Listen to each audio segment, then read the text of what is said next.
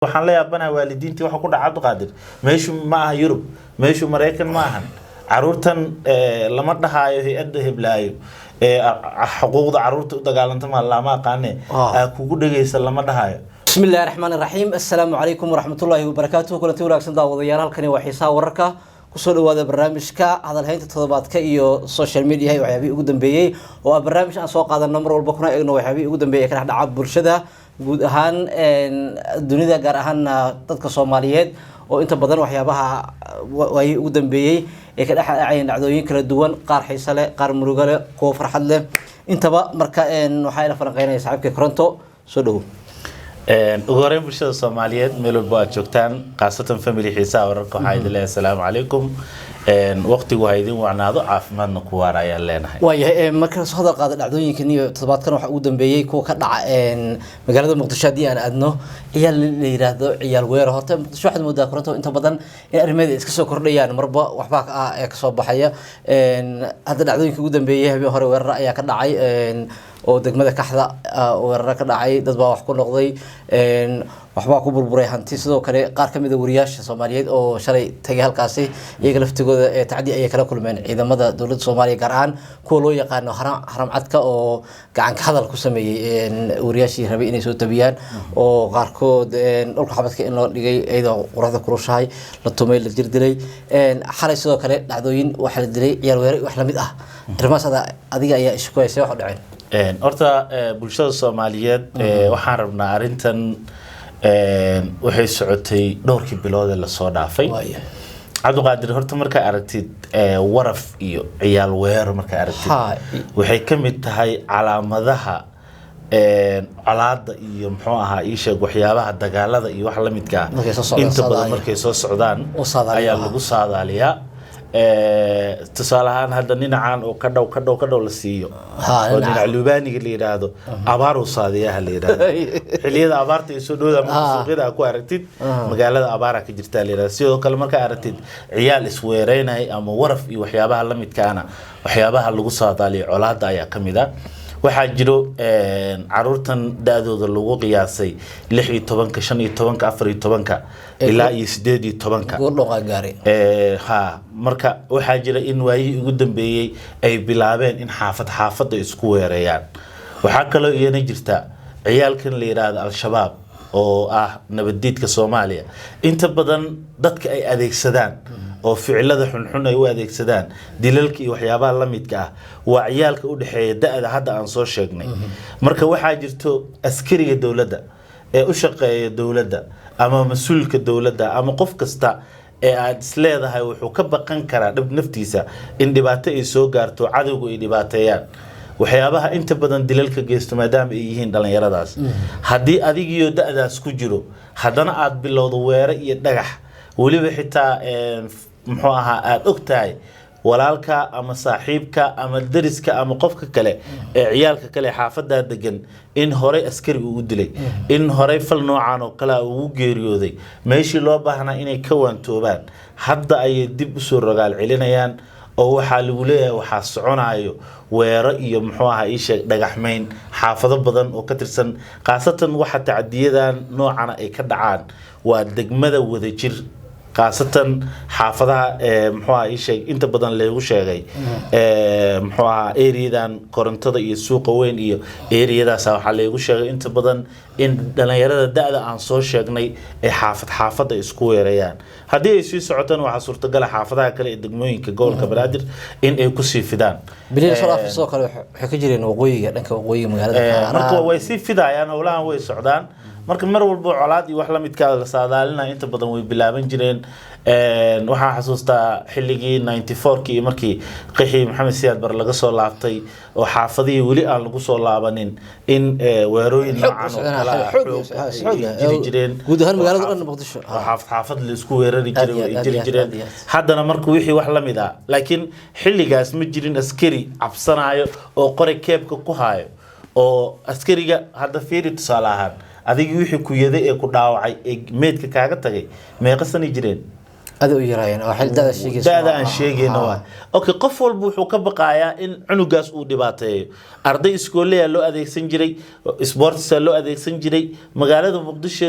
muqdisho oo xaaladeed aad og tahay amni darada ka jirta aad og tahay haddii askari aad dhagax ku tuurto maxaad ka filan kartaa masalan uu kugu jawaabayaa ma qosol aad ka sugaysaa waa maya waa in muxuu ahaa asagana uu falcelin awalba da-da inta u dhaxayso da-da aan ka sheekeynayno cabsi xoogana laga qabay dhammaanteedna waa ogsoonahay waxaa jiray allaha u naxariisto muxuu ahaa cabdibaasid oo ahaa taliyihii muxuu ahaa booliska degmada waxaa ugu maqaalo ah in wax badan uu ka qaban jiray ciyaaladaas inta badanna uu muxuu ahaa ka shaqayn jiray sidii loo hakin lahaa cabdiqaadir 24 saac la soo dhaafay waxaa jiray wiil yar oo aan uga tacsiyeenayo reer maxamed walaal oo aan darisnahay waxaa saameeyay dhacdo kamida dhacdada oo ahaa weerada askari ayaa waxaa la ii sheegay inay dhagaxmeeyeen oo gurigiisii joogo askari cad mar turiyana oo dhagax lagu weeraraa marka isagana qolkiisii oo galay gurigiisii oo galay qoriyo la soo baxay xabadihii ugu horeeyay uu tuuray cunugiyaa ku geeriyooday asagana kulli allaha u naxariisto muhiimadda barnaamijkan aan u qabanayno ma ahan kaliya hal dhacdo iyo lamida waxaa jira dhacdooyin fara badan oo ka dhacay degmada Wadajir iyo deegaano ka tirsan magaalada Muqdisho oo muxuu ahaa caruur yar yar oo da-da hadda soo koraysa meeshii loo baahnaa inay waxbarashada ku dadaalaan in waalidkii ay gacan bira ku dhigaan hadda waxaan la yaabanahay waalidiintii waxa ku dhacay Cabdiqaadir meeshu ma aha Yurub meeshu Mareykan ma ahan caruurtan lama dhahayo hay'adda heblaayo xuquuqda caruurta u dagaalanta ma lama aqaane kugu dhageysan lama dhahayo maxaa helay waalidiintii Soomaaliyeed New York waxaa muddo xogaa dhaqankii iyo waxyaabo badan inay iska bedelayaan xataa abaamintii ciyaalkii iyo wixii ay sabab u ahaayeen kooxan dadka dila ee ciyaalka macnaha dhaqanka ka roga ee dhibaatada macnaha bara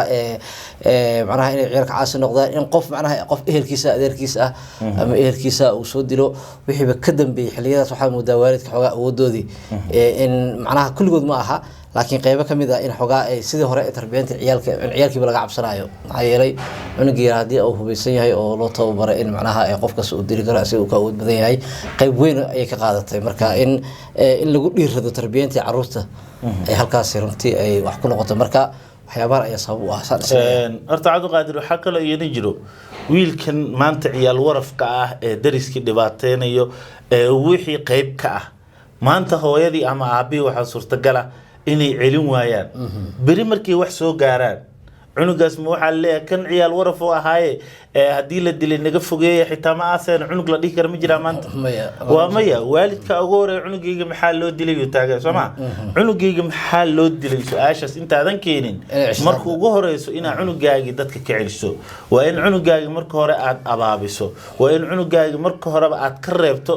oo aad waxa xun inta ka reebtid aad u dirtid waxa wanaagsan waxbarashadii ina ku jiheyso mustaqbalkiisa qaabku ku dhismi lahaa ina ka shaqeyso muhiimadda barnaamijkan aan u qabanayna waa wacyigelin in bulshada Soomaaliyeed aan ka wacyigelino dhacdooyinka qaar iyo ficilada qaarkood maamulka degmada Wadajir iyo degmooyinka kale ee dhacdooyinka noocan ay ka jiraan waxa loo baahan yahay in ay wax ka qabtaan oo wacyigelin ay sameeyaan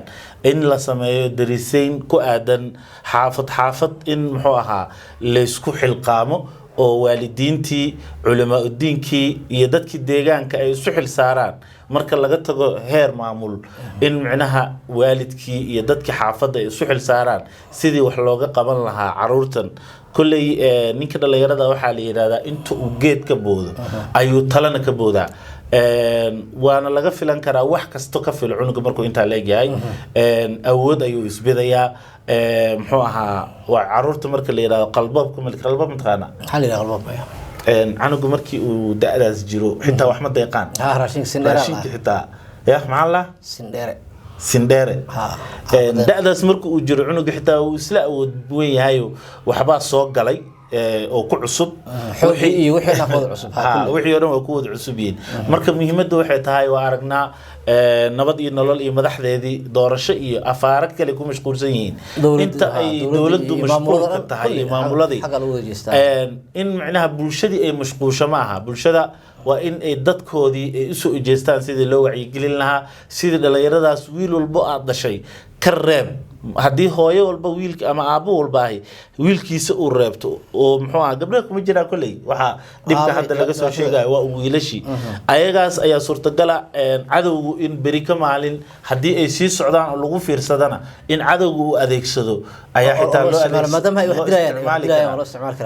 maadaama ay ku dhiiran karaan inay wax dili karaan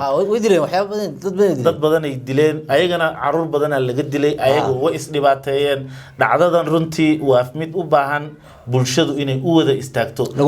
lagu baraarugo sidii looga qaban lahaa bulshada ayagana bulshada dhibaatay ku hayaan ayagina dhibaata soo wajahayso askar ay dhagaxmeynayaan awoodooda balfeeri ilaa baa awoodiska nin